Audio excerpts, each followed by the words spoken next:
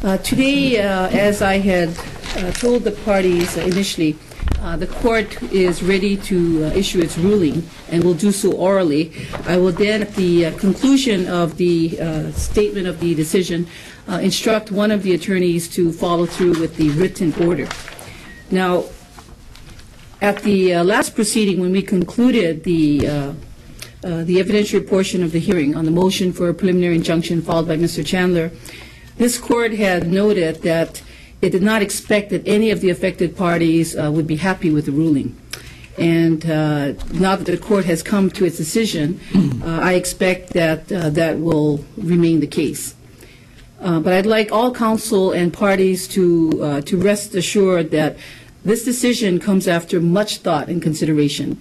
This was not an easy decision to make, and as I forewarned the parties, the court has a very narrow scope of remedies and a very narrow scope of review, given that what was filed before the court is the motion for a preliminary injunction. Now, given the importance of this case and the public interest in this matter, what I'd like to do is take several minutes to walk you through the court's analysis. Now, first of all, as I said, the focus here is on the motion for a preliminary injunction, and there are three considerations. The first is whether the moving party, who is Mr. Chandler, is likely to prevail on the merits. Secondly, the balance of irreparable damage, whether that favors the issuance of an injunction. And three, the public interest supporting the granting of such an injunction. Now, given what the scope was that the court had to utilize, I'd like to just point out a couple of what I consider to be very important facts.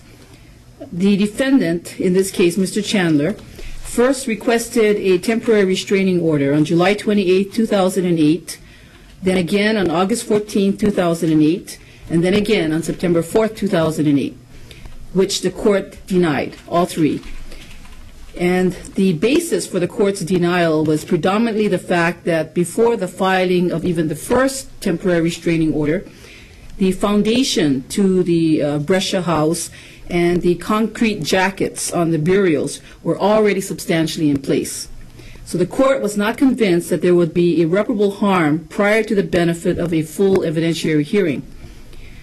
Now, the plaintiff, Mr. Brescia, complied with all of the Planning Commission's building permit conditions, including conducting archaeological inventory surveys and the drafting and submittal of 2 burial treatment plans, including the revised burial treatment plan, which was approved by the State Historic Preservation Division. Now, I'd like to point out there were numerous statutes and administrative rules which were considered by the court, but I'd like to point out the key statutes and rules.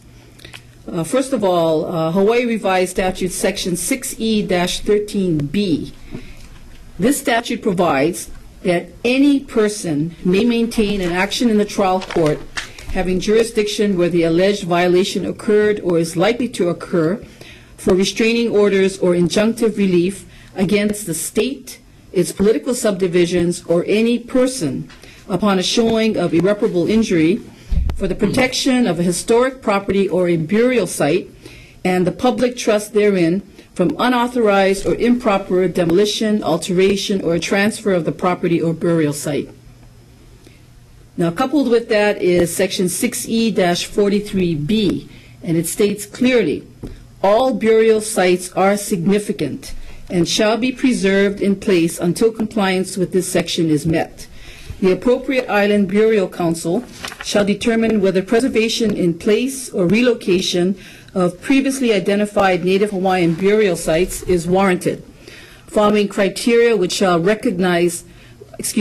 include recognition that burial sites of high preservation value, such as areas with a concentration of skeletal remains or prehistoric or historic burials associated with important individuals and events, or areas that are within a context of historic properties or have known lineal descendants, shall receive greater consideration for preservation in place.